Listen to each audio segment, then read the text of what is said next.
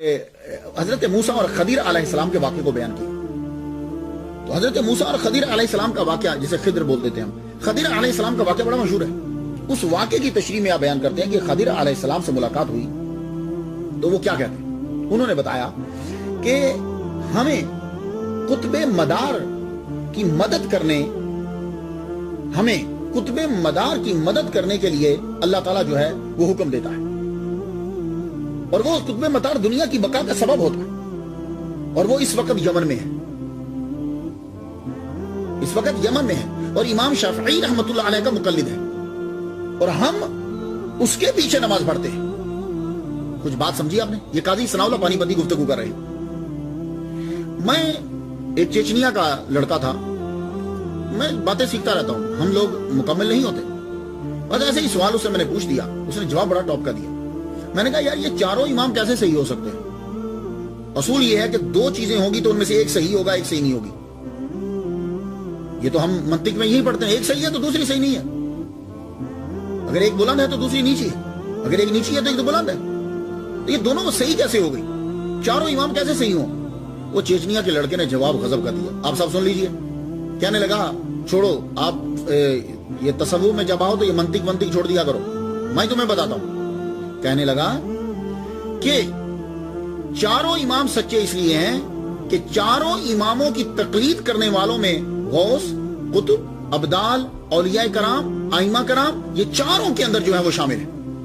تو یہ ان کے سچے ہونے کی دلیل ہے. اس نے ایک سادہ سا جو جواب دے دیا یہ سارے دلائل کے اوپر حاوی ہے. تو یہاں سے ایک اور پھر دلیل مل گئی.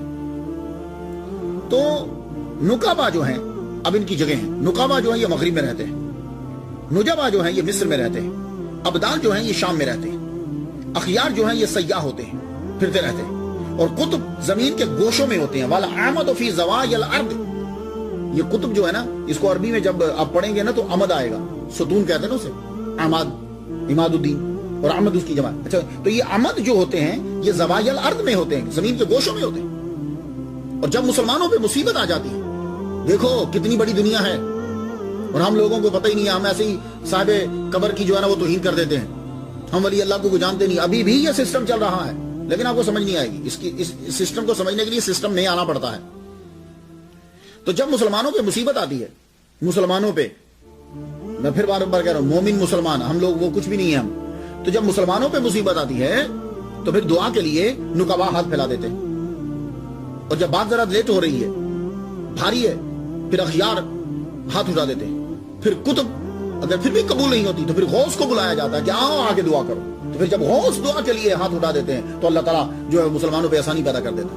تو جب غوث کی ہی توہین ہو رہی ہو، سنیے، جب غوث ہی توہین ہو رہی ہو تو پھر کیا کریں گے ہم لوگ؟ تو یہ تو تھی قطب کی اصل تعریف اور مقام. ویسے ہر شہر والے اور مریدین اپنے پیر کو قطب کہہ دیتے ہیں، کیونکہ مریدین کا اعتقاد بہت ہوتا ہے، غوث بھی بول دیتے ہیں، قطب بھی بول دیتے ہیں.